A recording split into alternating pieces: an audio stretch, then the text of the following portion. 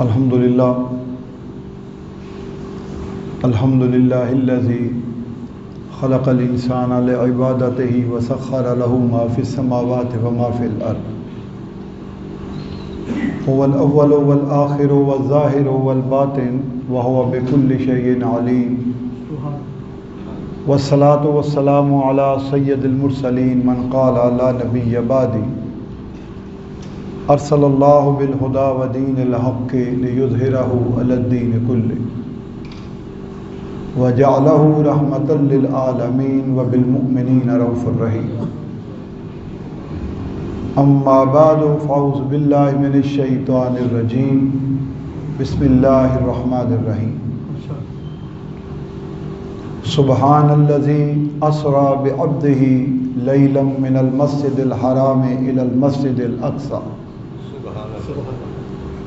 الذی بارکنا حولہ لنریہ من آیاتنا انہ هو السمیع البصیر صدق اللہ مولانا العظیم ان اللہ وملائکتہ یصلون علی النبی یا ایہا الذین آمنوا صلوا علیہ وسلموا تسلیما. تھوڑی اونچی کر، تھوڑی آواز اونچی کر. ادھر دوسرا مائک تو نہیں لگا ہوا باہر والا مائک تو نہیں لگا ہوا نیچے. درود پاک پڑھے، درود پاک پڑھے.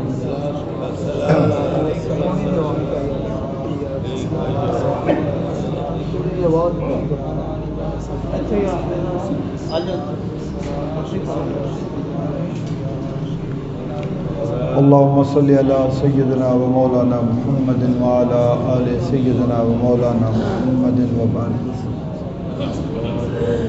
حضرات محترم، معزز سامعین کرام، آج یہ ماہ رجب کا پہلا جمعۃ المبارک ہے، اور آپ حضرات جانتے ہوں گے کہ اسلامی کیلنڈر کا یہ مہینہ ماہ رجب یہ حرمت والے مہینوں میں سے ایک مہینہ ہے. 4 حرمت والے مہینے ہیں جن میں سے ایک ماہ رجب ہے. یاد دہانی کے لیے 2-3 جملے میں عرض کیے دیتا ہوں. حرمت والے مہینہ کا مقصد یہ ہے کہ اس کا مطلب یہ ہے کہ اس کی تعظیم کی جائے، اس کی عزت کی جائے، اس کا احترام کیا جائے، اور کوشش کی جائے کہ اس میں کوئی ایسا فعل سرزد نہ ہو جائے کہ جس سے یہ ناراض ہو جائے. روز محشر امید ہے کہ اگر ہم اس کی عزت کریں گے، اس کی تعظیم کریں گے، تو اللہ تعالیٰ اس مہینے کو ہماری بخشش کا ذریعہ بنا دے گا، اور یہ ہماری سفارش بھی کرے گا. اس لیے کوشش کریں کہ اس مہینے میں اپنی سوچ کو، اپنی فکر کو، اپنی نیت کو، اپنے اعمال کو درست رکھیں. کسی سے مندہ بول نہ بولیں، اپنی گفتار کو اچھا رکھیں، اور کسی سے زیادتی نہ کریں، کسی کا حق نہ مارے. تو یہ سوچنے سمجھنے کی باتیں ہیں، لیکن یہ سب کچھ تب ہوگا جب ہماری سوچ ٹھیک ہوگی. کیا ہوگی ٹھیک؟ ہماری سوچ اور فکر ٹھیک ہوگی تو انشاءاللہ تعالیٰ پھر سب کچھ ٹھیک ہو جائے گا.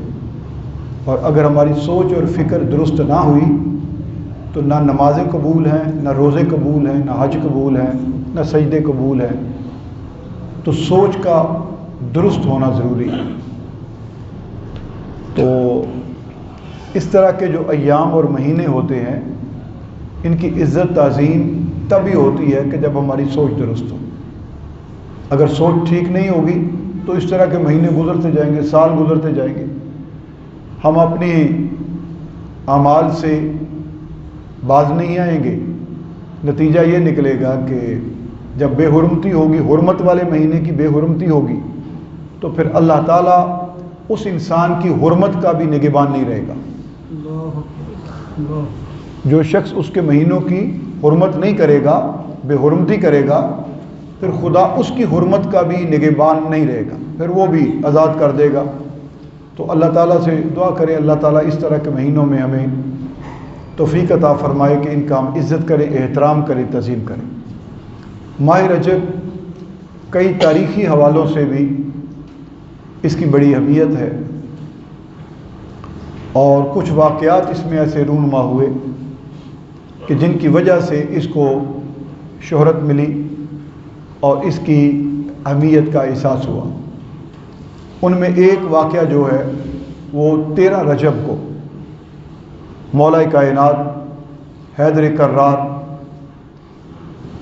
اخی مصطفیٰ حضرت علی المرتضیٰ کرم اللہ وجہ الکریم کی ولادت باسعادت ہوئی 13 رجب کو، اور اس ماہ کی 26 تاریخ کو 27ویں شب تھی جب کائنات نے ایک منفرد واقعہ دیکھا۔ اس طرح کا پہلے واقعہ نہ ہوا، نہ آئندہ ہونے کا امکان ہے، جس کو ہم واقعہ معراج کہتے ہیں۔ کیا کہتے ہیں؟ واقعہ معراج کہتے ہیں۔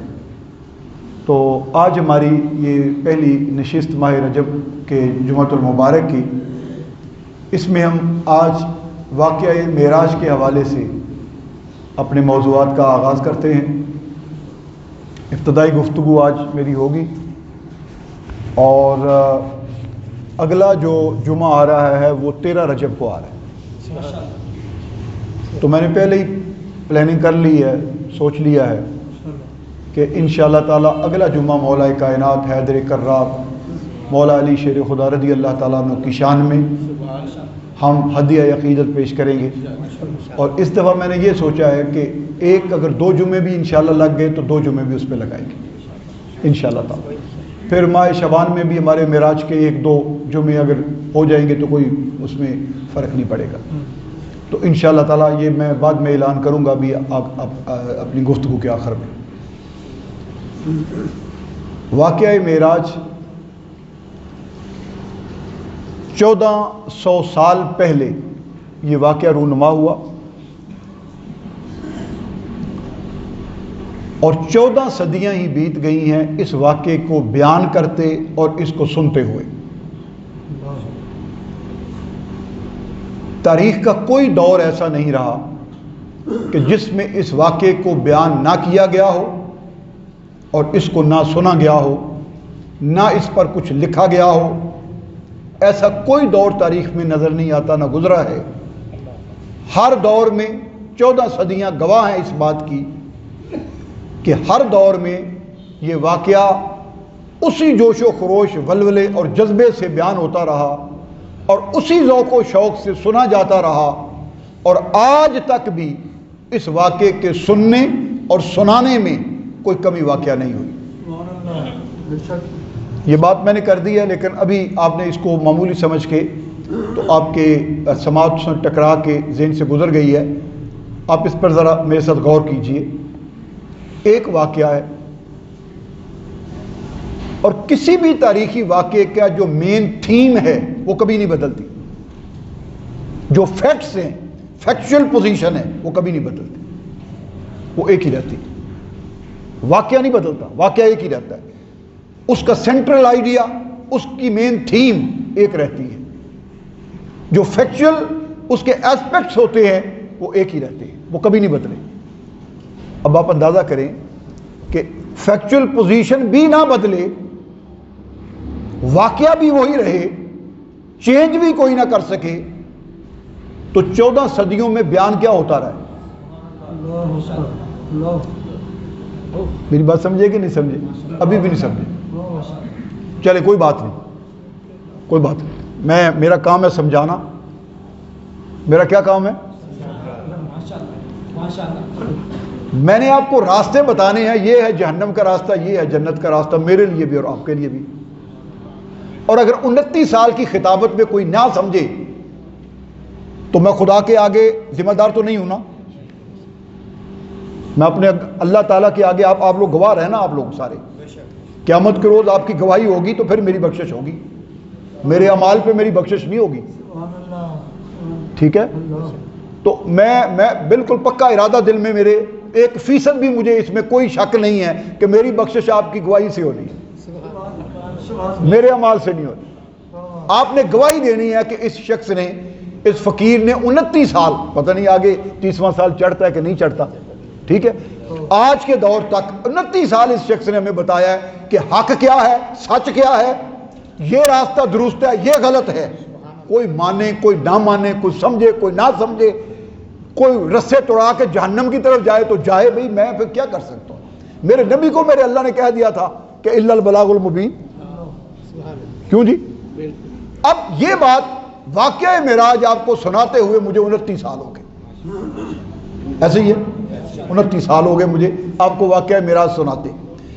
مین تھیم وہی ہے، سینٹرل آئیڈیا وہی ہے، وہ نہیں بدلا، واقعہ وہی ہے۔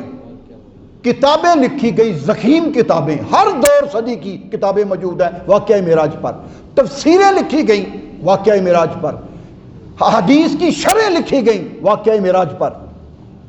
آج تک کوئی مقرر، کوئی وائز، کوئی مصنف، محقق یہ کہہ دے کہ بس بھئی آج کے بعد اس واقعے پر اب کوئی گفتگو نہیں ہو سکتی، کوئی نیا پوائنٹ نہیں آ سکتا، کوئی نیا آئیڈیا ہی نہیں آ سکتا، کوئی نئی جہت نہیں آ سکتی، بس بہت ہو گئی، 14 صدیاں بیت گئی۔ خدا کی قسم میرا ایمان اور عقیدہ یہ ہے کہ قیامت کی صبح ہوگی، اور اگر رجب کا مہینہ ہوا اور رجب کا جمعہ ہوا تو ممبر پر پھر بھی میرے نبی کی معراج بیان ہو رہی ہوگی۔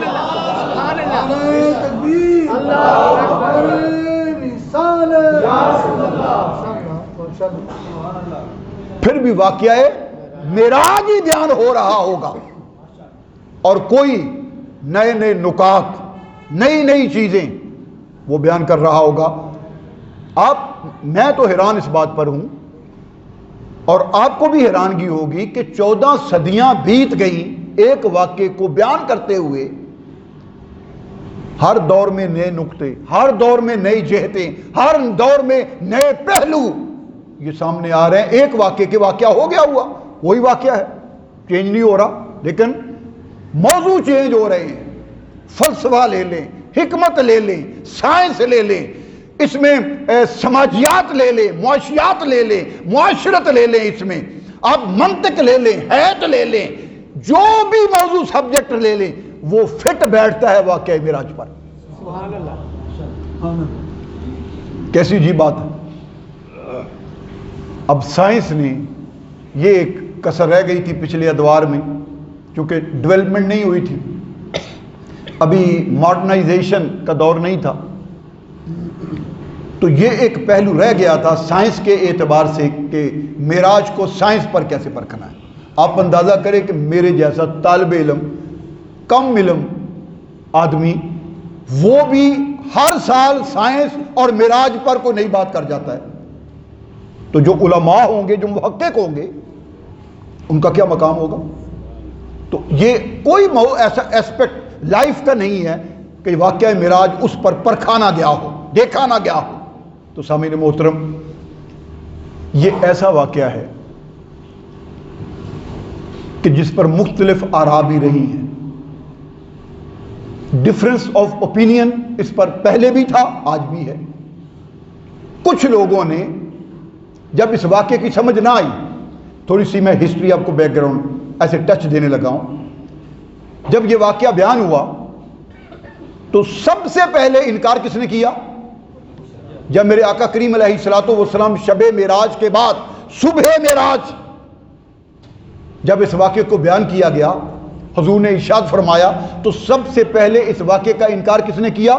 کفار مکہ نے، مشرکین مکہ نے۔